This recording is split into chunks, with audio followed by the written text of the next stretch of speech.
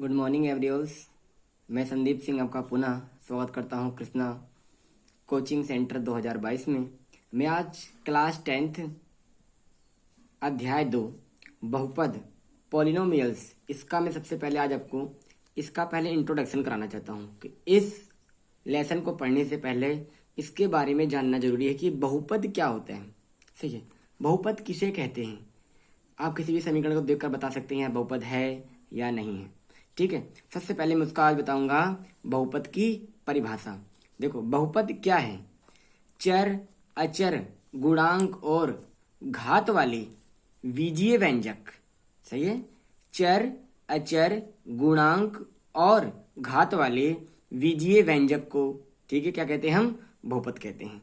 ठीक है, जैसे मैंने आपके सामने लिख रखा है, यहाँ पर पहला क्या लिखा है? x की पावर 2, फिर कॉमा 2x की पावर 3, 5x की power 4 plus x square 4x की पावर 4 प्लस 1 3x की पावर क्यूब। तो मैंने अभी क्या परिभाषा में आपको समझाया कि, ठीक है, सिंपल तरीके से समझिएगा। वे समीकरण जो चर, अचर और किससे, घात से मिलकर बने होते हैं, ठीक है, उनके बीच में प्लस और माइनस आएगा, इसका बताते हैं। चलिए पहले मैं आपको सिंपल तरीके से समझाना चाहता हूँ कि चर क्या है, अचर क्या है, ठीक है, और बहुपद बना तो कैसे बना और इनको कितने भागों में बांटा गया है। मैं आज आपको अच्छे से समझाऊंगा, पूरी वीडियो को देखिएगा, इसके बिल्कुल मत करना। तो जाहिर सी बात है ये बहुपद मैं आपके दिमाग में बिल्कुल अच्छे से बैठा दूंगा। ठीक है, देखो सबसे पहले मैंने लिखा, यहाँ पर देखिए क्या लिखा है, 3x²। ठीक है, ये क्या है? ये 3 क्या होता है? इसे हम कहते हैं अचर। क्या कहते हैं? अचर। और जो x है, x क्या होता है? चर होता है। क्या होता है? चर। और हमारे पास की पावर क्या है? 2, इसे कहते हैं हम घात। क्या कहते हैं? घात। ये क्या है हमारे पास? एक ये क्या है? बहुपद है। क्या है? बहुपद। जैसे दूसरा क्वेश्चन लिखता हूं मैं, 5x² प्लस 1। ठीक है, देखो इसमें प्लस भी हो सकता है, इसको आप ऐसे भी लिख सकते हैं, 2x² माइनस 1। क्लियर है? देखिए अब इसमें चर क्या ले लेंगे? चर हमारे पास क्या क्या है? इसमें 2 चीजें चर आ गई। क्या आ गया चर? देखो x के साथ जो जुड़ा हुआ है उसको आप क्या कहते हैं? चर कहते हैं। ठीक हो गया। x के साथ क्या जुड़ा है हमारे पास? कोई भी गिनती होगी, कोई भी गिनती होगी, उसको हम अचर कहते हैं। क्या कहते हैं? अचर। और जो x है वो हमारा क्या कहलाता है? चर कहलाता है। क्या कहलाता है? चर कहलाता है। ठीक है, और जो देखो x की पावर है, घात में है, तो इसको जाहिर सी बात है आप क्या बुलाएंगे? इसको घात बुलाएंगे। और जो अकेला जो एक नंबर होता है किसी बहुपद के साथ, उसको हम बुलाते हैं स्थिरांक। क्या बुलाते हैं? स्थिरांक। इसे कांस्टेंट भी बुला सकते हैं आप। तो देखिए यहाँ पर कितनी चीजें हो गई? 4 चीजें हो गई। ठीक है, विथ साइन भी है। तो 2 क्या होता है? अभी मैंने आपको बताया, जितनी भी संख्याएं होती हैं, संख्याएं क्या कहलाती हैं? संख्या क्या होती है? संख्या अचर होती है। क्या होती है? अचर। जैसे 1 2 3, ये हमारी क्या हो गई? अचर हो गई। और जो हमारी क्या होती हैं? सही है, A B C, ठीक है, X Y Z, ये हमारे क्या होते हैं? चर हो गए। क्या हो गए? चर। बट इसमें थोड़ा सा आप दिमाग लगाइए। देखो मैंने भी क्या कहा, जो x के साथ, चाहे x हो, चाहे x की पावर 2 हो, चाहे x की पावर 3 है, उसके साथ जो भी नंबर होगा उसे हम क्या कहते हैं? अचर कहते हैं। क्या कहते हैं? अचर। और x क्या हो गया? इसमें भी आपको बताया गया था, A to Z हमारे क्या होते हैं? चर होते हैं। और ये क्या हो गई हमारे पास? घात हो गई। क्या हो गई? घात। ठीक है, और ये क्या है हमारे पास? इसे बोल देंगे हम स्थिरांक। क्या बुलाएंगे? स्थिरांक बुलाते हैं। ठीक है, हमारे पास जो हो गया, अच्छे से समझ में आ रहा होगा मेरी बातों को। अब देखिए, अब बात क्या आ गई है कि बहुपदों का वर्गीकरण। बहुपद बच्चे समझने में बहुत कंफ्यूजन करते हैं। आज मैं इसी डाउट को लेकर मैं पहले बहुपद का जो परिचय आपको समझाने चल रहा हूँ। सबसे पहले क्या है? बहुपद का वर्गीकरण कितने प्रकार का हुआ है? कितने प्रकार से क्या रखा है हम लोगों ने? 2 प्रकार से। ठीक है, बहुपदों का वर्गीकरण 2 प्रकार से है। नंबर 1 किसके अनुसार? घात के अनुसार। घात के अनुसार। ठीक है, नंबर दूसरा है पद के अनुसार। ठीक है, देखिए नंबर 1 घात के अनुसार क्या है? नंबर 1 हम घात के अनुसार स्टार्ट करते हैं। रैखिक बहुपद। रैखिक बहुपद जिस बहुपद की घात 1 हो, जिस बहुपद की घात क्या हो? 1 हो। मैं आपको एग्जांपल देकर समझाता हूं। जैसे यहाँ देखो लिखा है 2x, घात कितनी है? 1 है। कॉमा में इसको ऐसे लिख सकता हूँ 5x प्लस 3, घात कितनी है? 1 है। इसको आप क्या कहोगे? कौन सा बहुपद है ये? रैखिक बहुपद है। रैखिक बहुपद किसे कहते हैं? जिसकी घात 1 होती है। क्लियर हो गया? फिर हम पढ़ते हैं जिस बहुपद की घात 2 हो, जिस बहुपद की घात 2 हो उसे क्या बोलेंगे हम, उसे क्या बोलेंगे हम, द्विघाती बहुपद। ठीक है, क्या लिखा है ये, द्विघाती बहुपद। ठीक हो गया। जैसे मैं देखो ऐसे भी लिख सकता हूँ, ये देखो ये भी बहुपद है, इसको हम ऐसे भी लिख सकते हैं, ये देखिए। ठीक है, इसको हम ऐसे भी लिख सकते हैं, बस घात 2 होनी चाहिए। घात कितनी होनी चाहिए, 2 होनी चाहिए। तो जाहिर सी बात है मेरे बच्चों, आपको मेरी बात बिल्कुल सही से समझ में आ रही होगी। रैखिक बहुपद किसे कहते हैं, रैखिक बहुपद किसे कहते हैं, रैखिक बहुपद किसे कहते हैं, जिस बहुपद की घात 1 हो। आपको मैंने एग्जाम्पल समझा दिया, देखो यहाँ पर। ठीक है, इसके आगे मैं लिख सकता हूँ, जैसे यहाँ पर लिख सकता हूँ 5x-2, बस पावर 1 होनी चाहिए, वो क्या हो जाता है, रैखिक बहुपद। यहाँ पर जिस बहुपद की घात 2 हो उसे कहते हैं हम द्विघाती बहुपद। क्लियर है। ऐसे ही त्रिघाती है, कैसी है, त्रिघाती। x की पावर कितना हो गया, 3, ये भी बहुपद है, इसको हम ऐसे भी लिख सकते हैं। ठीक है, 3x की पावर 2 प्लस x प्लस 1। देखो इसमें पावर 3 आ रहा है ना, पावर 3 आ रहा है ना, इससे मतलब नहीं है। ठीक हो गया, पावर 3 होना चाहिए बस। कैसा बहुपद हो गया, त्रिघाती हो गया। इसको आप ऐसे भी लिख सकते हो, x की पावर 3 प्लस 1। पावर कितनी है, 3 है। ठीक है, तो जाहिर सी बात है आपको घात के अनुसार बहुपद पहचानना आ गया होगा। ठीक है, अगर मैं यहाँ पर आपको 2-3 क्वेश्चन दे दूं, जैसे यहाँ पर देखिए मैं बोलूंगा ये लिखा है 5x, कहेंगे बताइए कैसा बहुपद है, बट कंडीशन ये रहेगी घात के अनुसार बताना है, घात के अनुसार बताना है। किसके अनुसार, घात के अनुसार।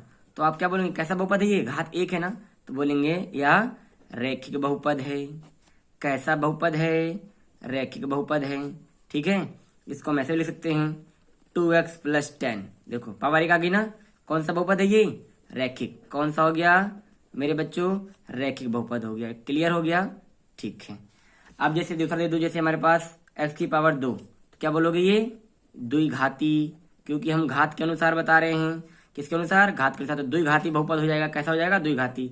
अगर यहाँ पर क्या लिख दूं, 3x की पावर 3 प्लस x प्लस 1। बस हमें क्या देखना होता है, घात देखनी होती है। क्या देखनी होती है, घात। ठीक है, घात कितनी है हमारे पास, 3 है, तो क्या लिखोगे यहाँ पर, त्रिघाती बहुपद। कैसा, त्रिघाती बहुपद। क्लियर है। अभी मैंने आपको क्या बताया, बहुपदों का वर्गीकरण कितने प्रकार से किया गया है, 2 प्रकार से, घात के अनुसार, अब पद के अनुसार समझाते हैं। किसके अनुसार, पद के अनुसार। अच्छे समझिएगा। नंबर 1, एक पदी बहुपद, जिसको हम बुलाते हैं मोनोमियल्स। क्या बुलाते हैं, मोनोमियल्स। ठीक है, दूसरा है द्विघाती, ठीक है, द्विपदी बहुपद। ठीक है, बाइनोमियल्स। और तीसरा है हमारे पास त्रिपदी। कितना पदी है, त्रिपदी हो गया। ठीक है, again, इसके बारे में अच्छे से समझते हैं। अब एक पदी क्या होता है, अभी तो हमने आपको घात के अनुसार समझाया, अब किसके अनुसार समझाने वाला हूं, पद के अनुसार। किसके अनुसार, पद के अनुसार, पद के अनुसार। ठीक है, जैसे यहाँ पर लिखा है, जैसे लिखा है 5x। क्या लिखा है, 5x। कैसा बहुपद है ये, पद के अनुसार बताओगे तो बोलोगे एक पदी बहुपद है। कैसा है, एक पदी बहुपद है। कैसा है, एक पदी। इसको मैं कैसा लिख सकता हूँ, 5x प्लस 2। कितने पद हो गए, 1 2। इसमें कितने पद हैं, एक ही तो पद है ना, इसमें कितने पद हैं, 2 पद है। तो कैसा आ जाएगा, द्विपदी बहुपद, द्विपदी बहुपद। जैसे इसको मैं यहाँ लिख दूंगा, अगला देखिए 5x² प्लस x प्लस 2। अगर घात के अनुसार बोलोगे, किसके अनुसार बोलोगे, घात के, तब तो बोलोगे कितनी घात है यहाँ पर हमारे पास, 2, तो बोलोगे आता यहाँ द्विघाती है। कैसा है, द्विघाती बहुपद है। क्लियर हो रहा है मेरी बात। ठीक है, अच्छे समझिएगा। अब पद कितने हैं, 1 2 3, तो पद के अनुसार कितना हो जाएगा ये, त्रिपदी। तो मेरे बच्चों सबसे पहले हमें इतना पता होना चाहिए कि बहुपद को कितने भागों में बांटा गया है, 2 भागों में।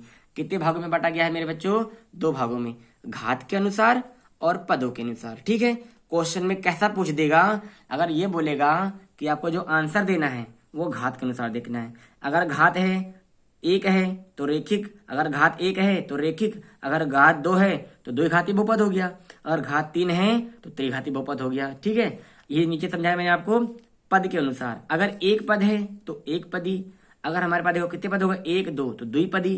कितने पद आ गए हमारे पास, 1 2 3, कितने पद हो गए, त्रिपदी। अब इसमें भी कुछ रूल्स हैं मेरे बच्चों, मैं आज आपको आगे समझाने वाला हूं।